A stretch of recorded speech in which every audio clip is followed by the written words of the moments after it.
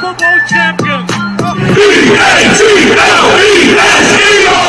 swinging a man, struck him out. The Philadelphia Phillies are 2008 World Champions of Baseball. Ladies and gentlemen, the Flyers are going to win the Stanley Cup. The Flyers win the Stanley Cup. For the lead. Yes! Iverson, wow, what a fake off Daniels as he broke his ankles and got all the way to the cup.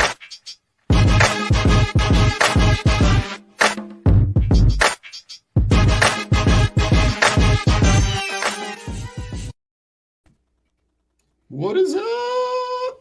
We're back with another episode 85 of Drunk on Broad. Tonight we're drunk on the fightins. Listen, we had to bring in some heavy artillery to, kind of fill in the blanks here. Mike, we got Mike from Fired Up. Mike, what's going on, bro? Hey, what's going on, Don? You guys are getting real close to that 100 episode mark. We're getting there. We're getting there. We'll be. I imagine we'll probably be in week, maybe right around week 10. I think it is. Depends on either if or not we kind of intersperse these episodes. We'll probably start doing some Sixers episodes, but we're kind of aiming for some. We've been talking about that Eagles bye week. What do we do with that Eagles bye week? Do we go all fantasy stuff? But we've been thinking about talking and putting it out there for people, if we have a 10-minute segment with a bunch of different people that do podcasts, and just bring them in and just kind of do a mid-season kind of recap. Yeah, I like it. Yeah, I mean, listen, we got the sponsor scrolling across the bottom. We got if you want to check them out, go to the link tree in our bio. Chris, what's going on, brother? We got I would love to be on here and say we have some big things to talk about. Yeah, we do, but for all the wrong reasons. Yeah, September has turned into Sucktember. Yeah, it's weird. It's probably more to talk about now than if they rattled 7 of the last 10 off. Because then, all right, we're cruising into the playoffs. We got a lot more to talk about now. 3-10 in their last 13 from a team that's supposed to be viable for a playoff spot. It looked like it was a lock a month ago, right? I think a month ago they were 5 or 6 games up. Listen, on both shows we were talking about hanging up the bunting and putting, getting ready for Red October, and they I can't even say that they're limping in. They're literally it's someone they're drunk and someone is behind them shoving them in because the Brewers, if the Brewers were even playing 500, they wouldn't even be in the conversation at this point. Yeah, it's bad. The thing, and if they obviously we've been talking about, we want the Phillies to make the playoffs, right? You want 100%. You know what I mean? You want the young core guys like Alec Boehm, guys like Bryson Stott to get playoff experience. But Absolutely. I think how you get it matters. And right now, it just seems like even if they get in, do they deserve it? You know what I mean? No, and if they get in, I think at this point, they'd play the Cardinals. They'd match up with the Cardinals. They're with the Nationals, and they play the Astros.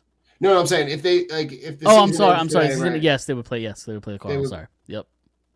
And to be honest, I don't I know that recently they reset the rotation to kind of, but now the guy you squander half decent. Wheeler had a good outing in Chicago. You squandered Nola's outing, right, and whatever's left of Nola's outings in September, which are normally terrible. Yeah, right? he's been pitching well recently. Right. Yeah. But you squander those in Chicago, and now you're set up where those games in Houston you might need, and you're not gonna have your two best guys pitching in those games. Yeah, I'm curious as to where Houston's at in their effort level, because they have nothing to play for. So who knows if you'll see a Verlander go. You know what I mean? So yeah, you could see like a guy getting a spot start so they can start setting up the rotation for the playoffs, right? Exactly. It's Back to the Cardinals. Like they're sure. beatable, even if they do match up with them in the first round. They're a beatable team. Listen, if you're talking about matchups, if it's got to be the Cardinals or the Braves, right? It's the Cardinals by a mile. Absolutely, not even close. No, because the Braves have played like right now. The Braves are 97 and 59, one game behind the Mets. Yep. The Mets are hanging on for dear life. I give the Mets credit though. Like I didn't think it would. I know they had a hot start. I didn't think it was gonna. Like I thought the Braves were gonna take control a lot sooner, but the Mets, every time the Braves look like they're gonna pass them, the Mets just say nope, not happening. Yeah, it's wild. Yeah, and I'm looking at it and I'm going, what am I missing here? Yeah, because it's almost as though like they want to pull away, but they can't. Yeah, and then the Braves get close enough where at one point, a couple weeks ago, they overtake the Mets. And now you're looking at this and you're going, it's basically whoever survives out of those two. Yeah. They both could end up they both could end the season with 100+ wins. Yeah, 98, 97 right now, so definitely 100 win. Yeah. I didn't think there would be two 100 win teams in this division, I'll be honest. No, never. I would have never, if you would have told me at the beginning of the season that there would be 200 win teams, I would have solely bet against it. Right. And what's wild is like the Mets for the first half of the season missed DeGrom, and then there was a large portion where Scherzer was out. And the Braves to that conversation too. The Braves, anytime someone is missing from their lineup, someone gets in, they always seem to have the next 22, 23, 24-year-old stud, whether it's a pitcher, infielder, outfield, like it. That to me blows my mind as far as the way that they are able to just recirculate talent. Yeah, I mean, they have the two Rookie of the Year candidates on their team. Right. It's two insane. Of them. Yeah. Like, the Rookie of the Year will be an Atlanta Brave. It's just a matter of which one. It's like, and it's so hard to think about this team in the playoffs because it's been so long, and you want them to kind of break that schneid. Now, if there is another collapse and they end up not making the playoffs, they will now solely own the longest playoff drought. And for a team that is probably the fourth highest market in terms of population for professional sports, for that franchise to have that long of a drought, where because the Mariners are what their magic number is 1 at this point. Yeah, they're in, I think. So, and right now, like the game tonight gets canceled, so they're hypothetically going to try to play 2 tomorrow, barring. The Mariners aren't even. It's like 1.5. I think they're in the second wildcard spot, Seattle. So they're not even in the third. So they're pretty much in. But yeah, I mean, if they do have this monumental collapse that we've been dreading for the last week or two, it feels like this. It feels like this would be the worst one that they've had. Right? Like that would feel like rock bottom to me. Yeah. And it sucks we have to think about, but like this is the reality we're living. It really is. Like I look at that and I go, what are we looking for in this team? And I'm going, at this point, I'm just looking for a pulse. Yeah. Like I'm looking for somebody to be able to get in somebody's ass and just say like, what are we doing here? Yeah. Like, are we trying to make the playoffs? Are we trying to be productive? Are we trying to have a real shot? Because to be honest, in baseball, you really only just have to get in. There were like, and I always look back to that, like, and correct me if I'm wrong, that 11 team that plays the Cardinals. Yep. Right. That team in 2011 was like fast track for the World Series. Oh, absolutely, yeah. Right? They Yeah, had what? They had 104, I think. 104, Or 108 wins. Something, yeah, 105, something like that. Yeah. And they run into the Cardinals in that 5-game series. And then you get you let that team hang around until game 5. 102. And then 102. You let them hang around until game 5. And then you give up, Roy Halladay gives up 1 run in the first inning, and then they don't score any. Yeah. Yeah. Like, yeah. Classic Phillies. right. So, to me, I'm going, so that to me gives me hope, right? Get me in the conversation. But at the same time, I'm looking at it and I'm going, I want you to be productive. Yeah. I want you to go in and do it. Yeah. But I'm also seeing the reality of the situation where I'm seeing the bullpen that's kind of here one day, gone the next. You've lost key pieces in the back end of that bullpen. Yeah. You've got starting pitching that is infrequently unreliable.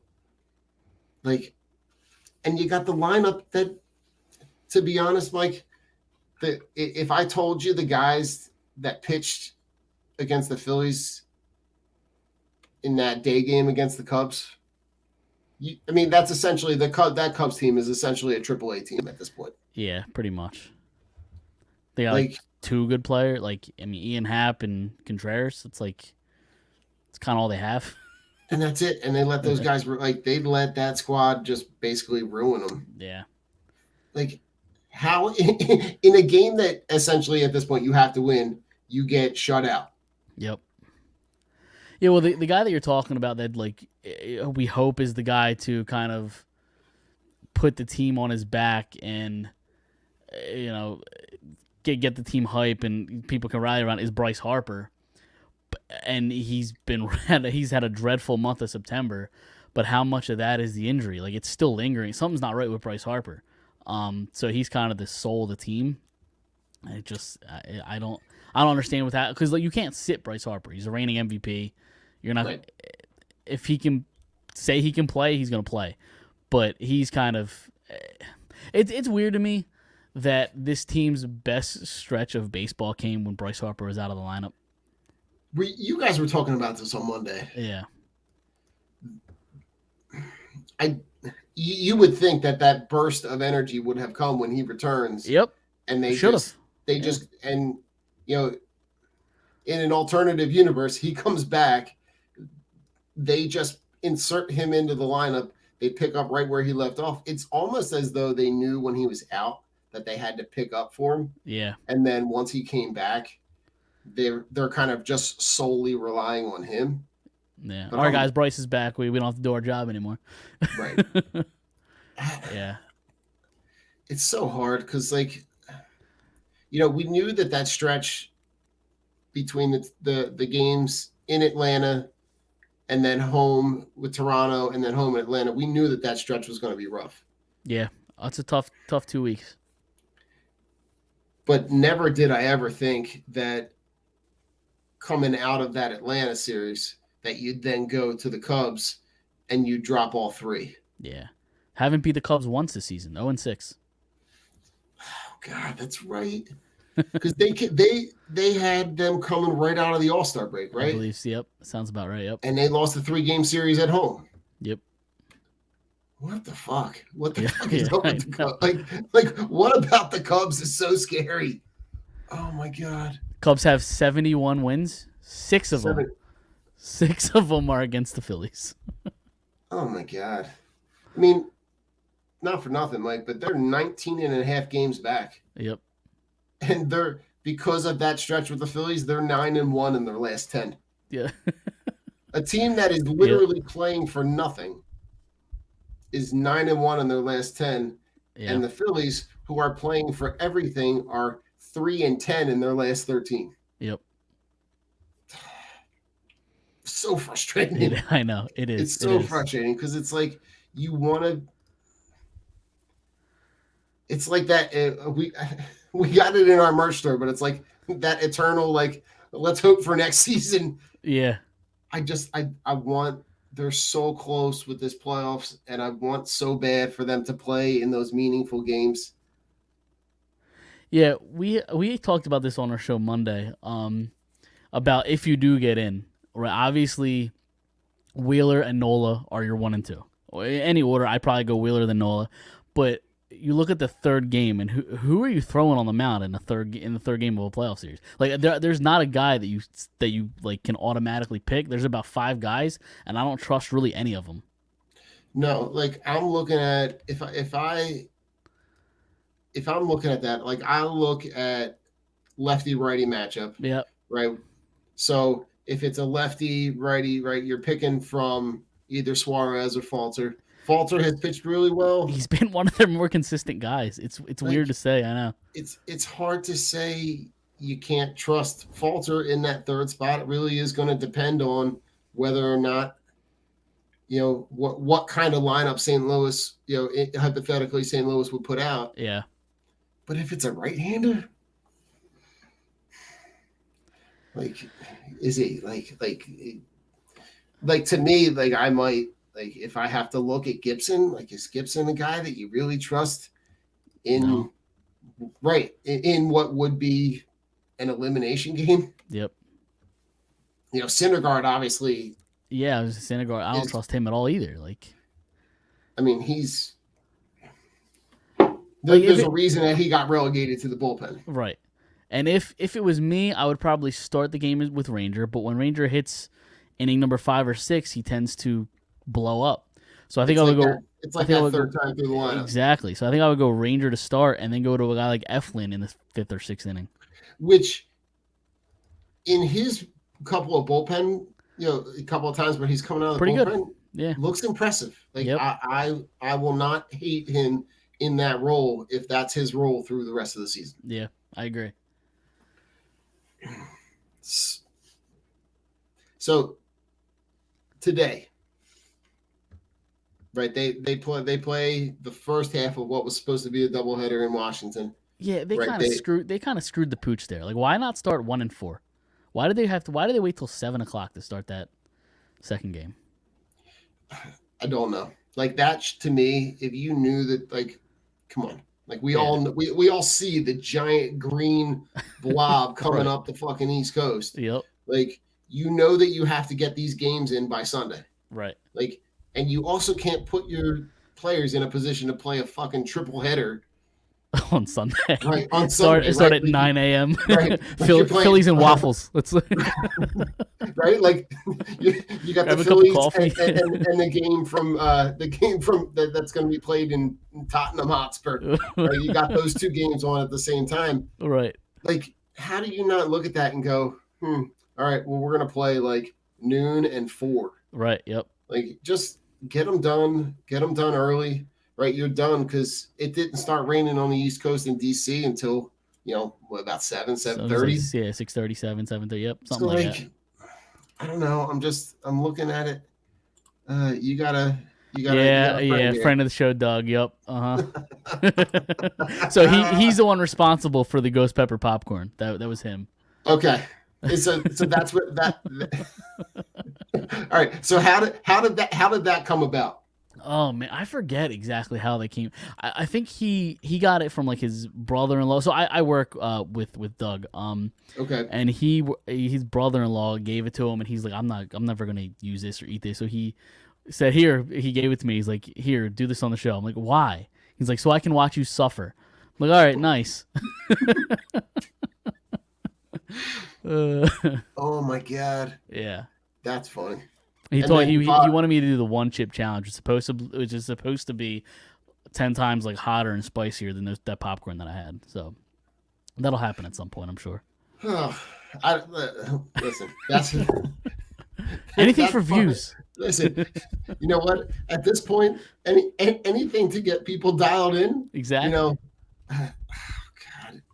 my god, I can't. That's too funny, right? But so that game starts, right. Hoskins homers in the first, right. Then Segura, he gets the 2 RBIs in the 4th. Castellanos scores with Brad Marsh going to set. Like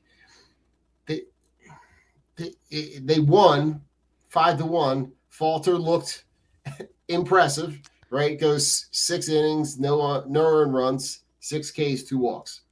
Okay. I'll take that. Like, yeah, I didn't watch the game. It was an early game, so I didn't get a chance to watch it. I was kind of keeping an eye on it, and I saw that they tried to make it interesting at the end. I saw bases loaded with 1 out, I believe. yep. So they tried to make it interesting.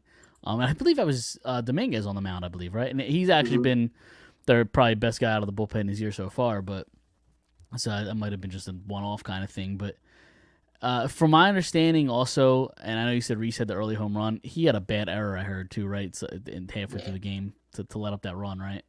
Yeah. Yeah. I don't know what their plan is with Reese Hoskins long term. Okay, so you're sitting in the GM chair. They call you up. What do you do with Hoskins?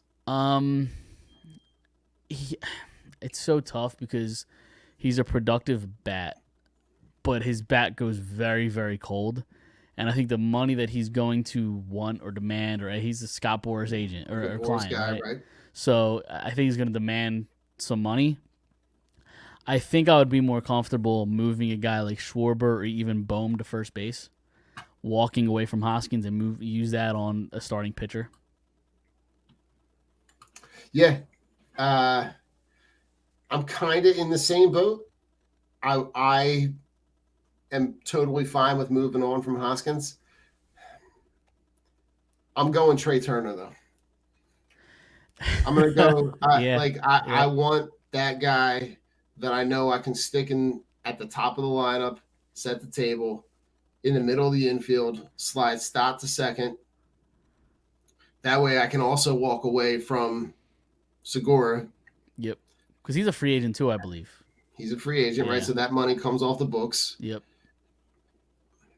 I think that sets your lineup to be a lot more productive because now you got a guy like Marsh, who's a young guy who you now can slide to the back.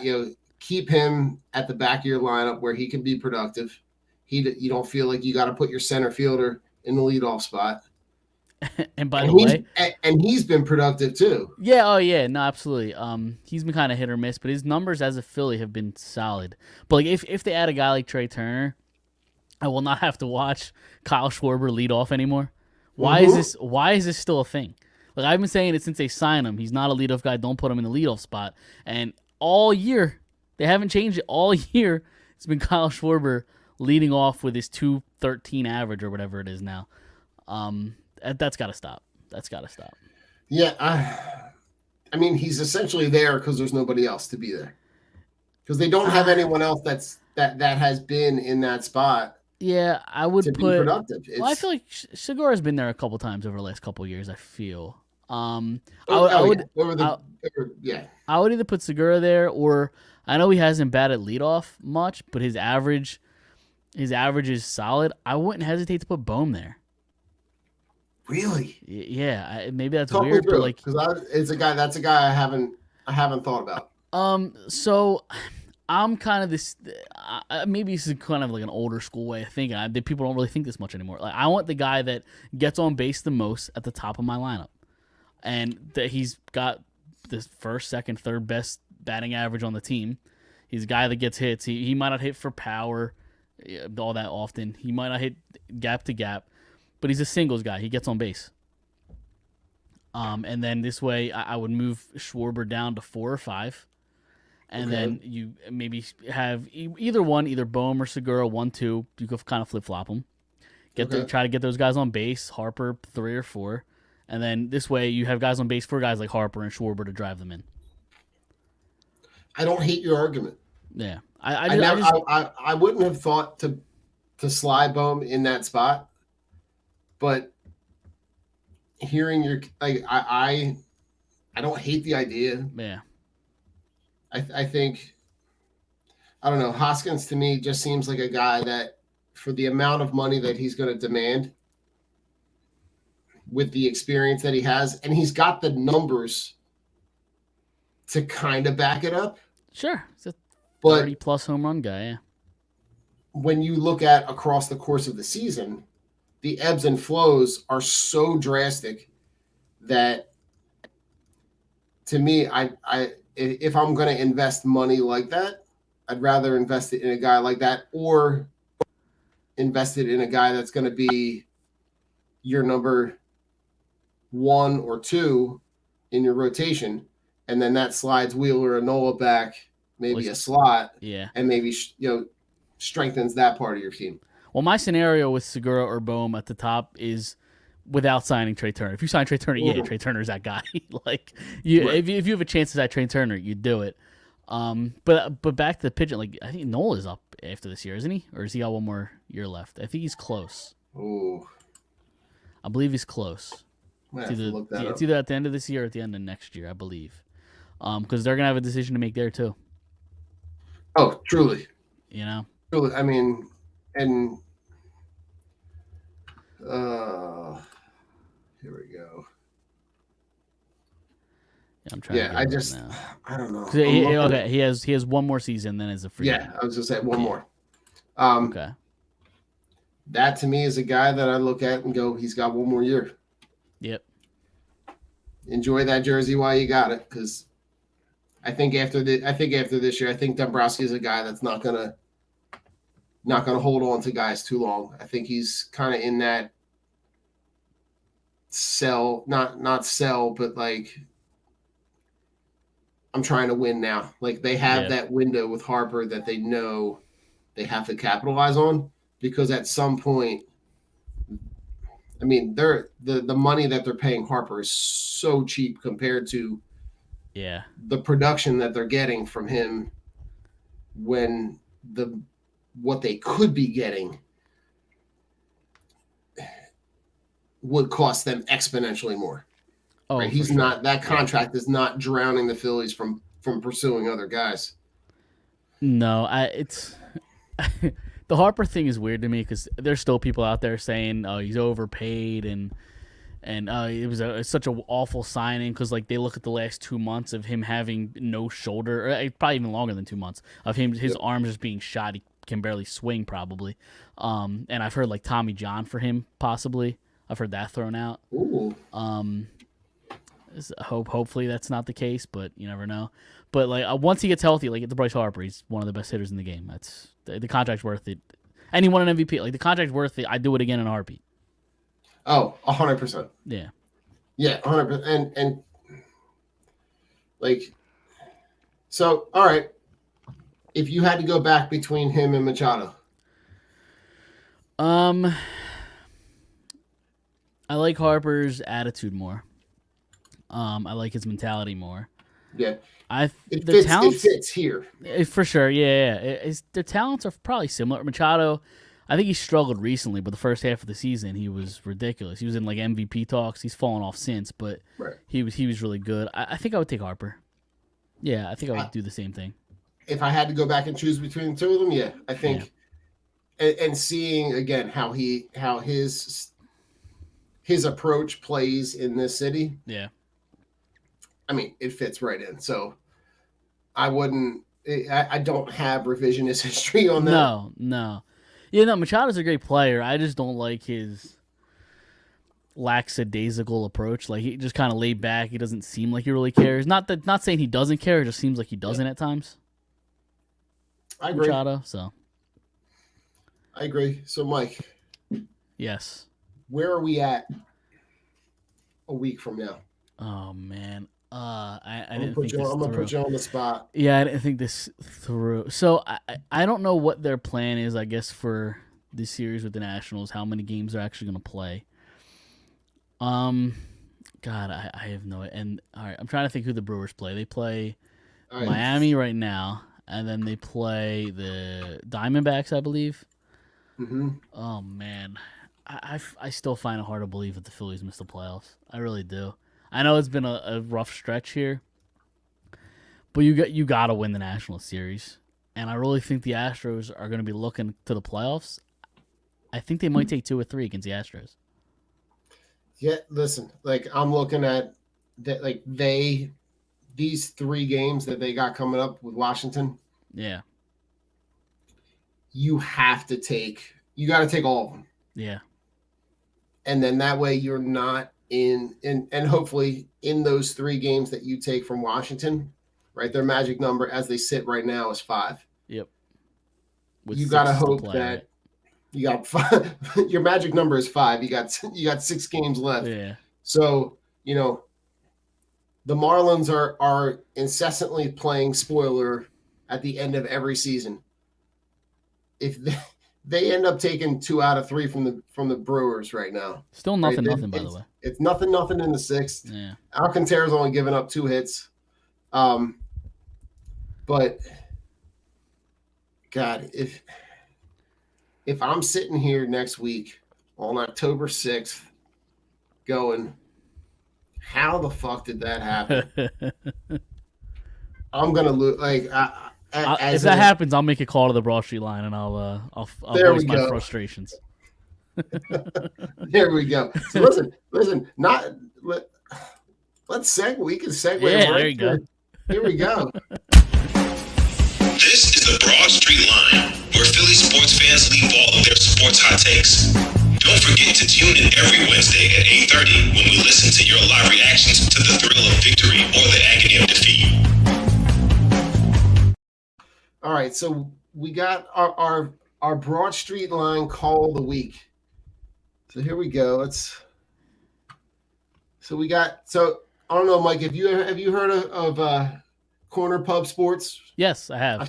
So this is Sean from Corner Pub Sports with our Phillies Broad Street Line call of the week.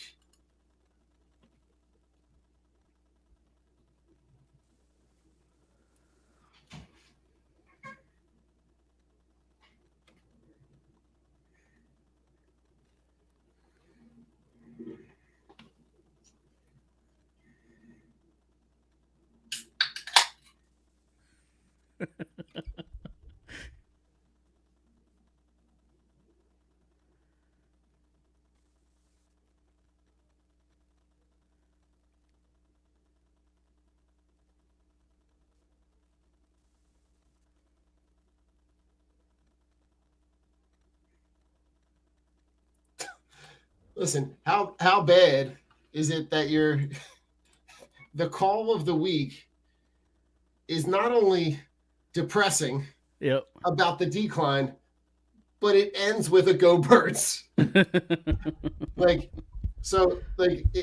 I'm looking at it and I'm unpacking this, right, I think when he's talking about like that, they're just numb, right? He's numb to the point of seeing it.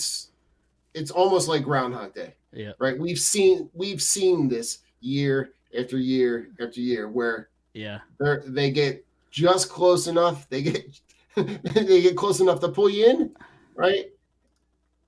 And then it's close enough to just kick you in the nuts. Yeah. Again, I said it earlier. Like, it feels like the worst one, though. Like, it's...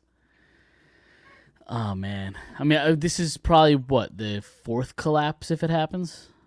Yeah. In a row? Yeah. Right, because you had 1 with Gabe, 2 with Girardi, and then one this year, if it happens. Oh, God. Sean, numb 100%. I don't even have any feeling right now as far as like the games. Like you would think if this team is fighting for a playoff spot, they got their magic number is 5. They got 6 games to play. You think everybody is dialed in to every pitch. Every pitch is a playoff game. And it's almost like there's no urgency. None. No, and I think the fans feed off that. Yeah. When it feels like there's no urgency from the team, that automatically directly connects to every fan because this city lives and dies. One of our faults as Philly fans, right, is that we treat every sport and every game and every sport like it's an Eagles game. So because the Eagles play 17 games, right, every game has a heightened level of importance. But in this city, we treat all 162 games of the Philly season. We treat every Sixers game, every Flyer, maybe not the Flyers anymore. But like at one time it was though. At one time it was.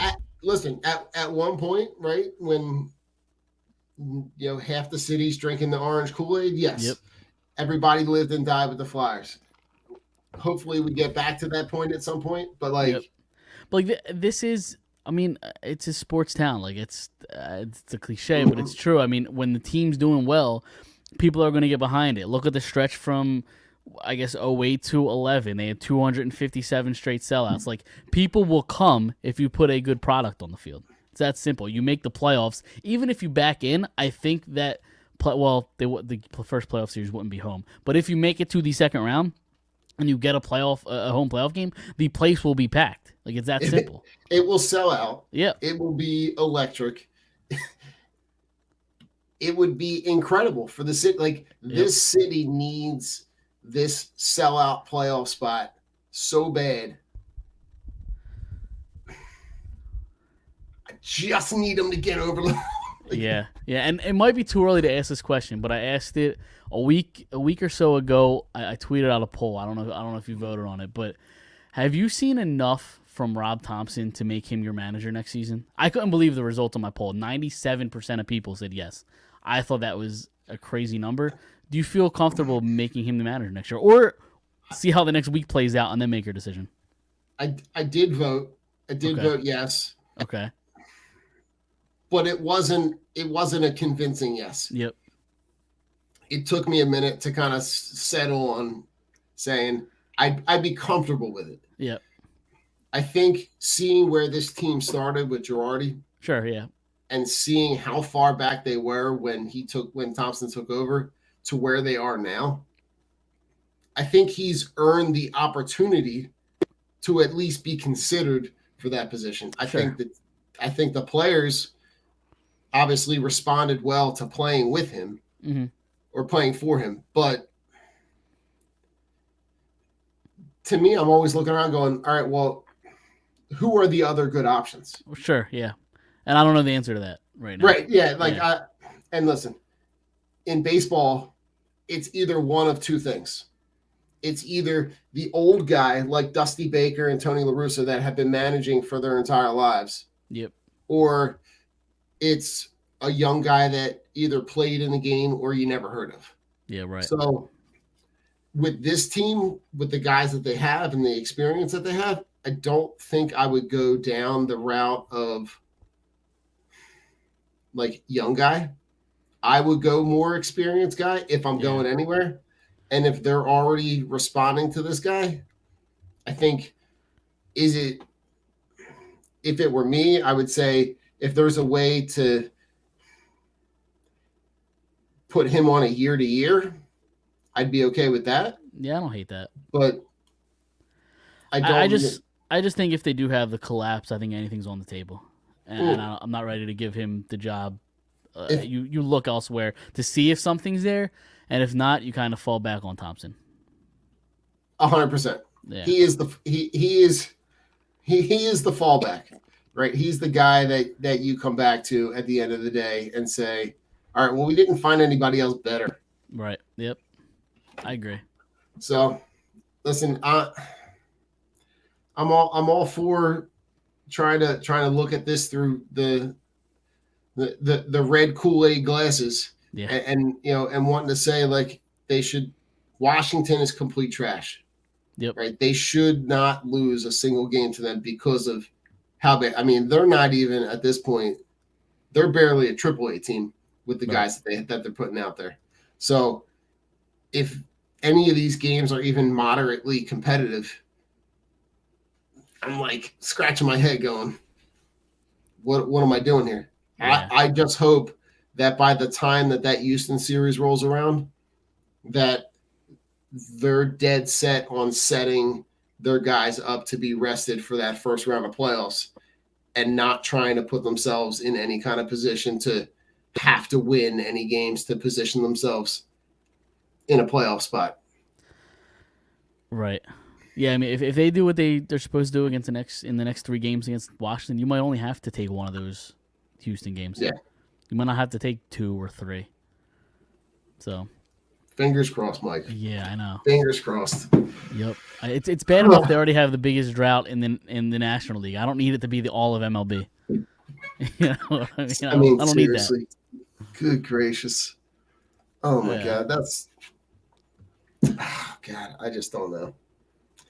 I don't know what to say other than to say I'm going to keep my fingers crossed. I'll be checking in. I'll be tuning in. They did. I mean, they did bring up Derek Hall, so he had a nice little stint earlier in the year. Maybe they get a little more pop in the lineup. I don't know. It's all I got. It's the only thing optimism I have right now. Oh my God! Relying on Derek Hall. Relying on Derek Hall. Good God! That's where I'm at. That's where you're at. You're at having somebody moderately credible off the bench. Yep, that's where I'm at. All right, just give him a little bit of oomph in the lineup. I don't. That's all I got. All right. Listen. If that's where we're at, Mike, listen, anything you want to throw out there for we'll throw some final thoughts out there. Anything you got going on you want to so I'm just really happy that Albert Pujols hit home run number 700. One of my favorite players to watch growing up, an all-time great. I don't think people truly understand just how special he was, especially in the early half of the season, at least maybe the younger generation. I don't think realized just how awesome he was in his St. Louis days. An all-time great, first ballot Hall of Famer, obviously one of the best to ever do it, one of the best that I've ever seen play. It was awesome to see 700, and now he can add on to it in the next 5, 6, 7 games or so. It was just awesome. I care so much more about that than Aaron Judge, anything he's doing. Albert Pujols all day. I'm so happy it happened. Listen, my final thought was about Pujols, right? Okay. And it was gonna the fact that in that moment with the importance of what that home run means to him for his career. In that moment, he didn't collect any memorabilia. Yeah. Right. He said, you know what? Let the fans have it. It's more important to them, which speaks so much to his character as a person and as a player.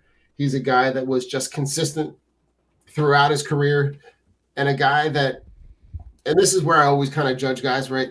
It's a guy that you never read anything about on anything other than the sports page. Yeah. Right? You didn't hear about him in any other way, shape, or form other than what he did on the field. Yeah. So kudos to Albert Pujols for, creating that monumental milestone, that milestone, right? And then I didn't get the hype with Aaron Judge. I understand. I get it. I just don't care. Yeah, and that's kind of where I'm at. I was like, really, okay, but and really and I know people hate the steroid era, but Barry Bonds has the home run record, and I know he's still trying to chase the Yankee record and the American League record, and that's still special, but I just don't care. I don't know. Well, listen, Mike. Hopefully, in a week we're gonna play. Listen, we'll take us. We'll have Rich's Uncle Jack take us out. Okay. Do you know the story behind this? We're talking about the Fightins that we're doing. Yeah. That's Rich's. Rich's I uncle. do know the story. Yes. Oh, I meant to ask you, what's going on with your Survivor pool? Survivor pool. We have a winner, I believe. Me and the guy. Me and the guys are talking. After 3 weeks. After 3 weeks, me and the guys are talking. We might do something to extend it a little bit. Whether that's a double elimination for the people that got knocked out in week 3, who knows? We're thinking of something. I can't have the Survivor pool, lose after 3 weeks. I end after 3 weeks. I can't do it. I can appreciate that. So, got 15 more weeks left. What are we doing here? Yeah. All right, Mike, tell them where they can find your stuff, brother. All right, yeah. At Mike_Giletto on Twitter. We're on Facebook, Twitter, YouTube, Fired Up Podcast, firedupsports.com. Really trying to push that website. Yeah. So you got a guy writing, putting out some Eagles articles now? Yeah. We just Campbell put out his first article the other day about the possibility that like Hurts is entering the MVP discussion. So it's we're trying to ramp up the Eagles coverage now that we're full blown Eagles season. Nice. And I'm sure there'll be some Phillies hate pieces within the next week if they do indeed do the thing that we hope they don't do. At some point, Mike, there will be a Phillies hate piece. I'm sure there will be. Absolutely. At some point. Yep, absolutely. Listen, you can find all our link tree. You can go over there and find all of our sponsors with Streaker Sports and La Terrain Watches, Shocked Energy, Team Clicks. Go find all of our stuff over there. Use the discounts, use the codes, go support us. We got our merch store. We got a couple of new things that dropped in the merch store. We got the new we dropped a AJ Brown Devontae Smith Batman. Really? I didn't see this. Yeah, I'll have to check it out. Let me you know what? It's right here. Let me pull it up. Maybe. No, it's not there. All right. Well, it's out there. I'll check it out. We'll check it out. Yo. Here we go. Hey, listen to this guy. Tell me how you're feeling here. You're screaming. I am stoked, baby. You're screaming like it's still the game going on. We're talking about the Fightins here. The Fightins. Said. Said, Mike. Yeah, stoked.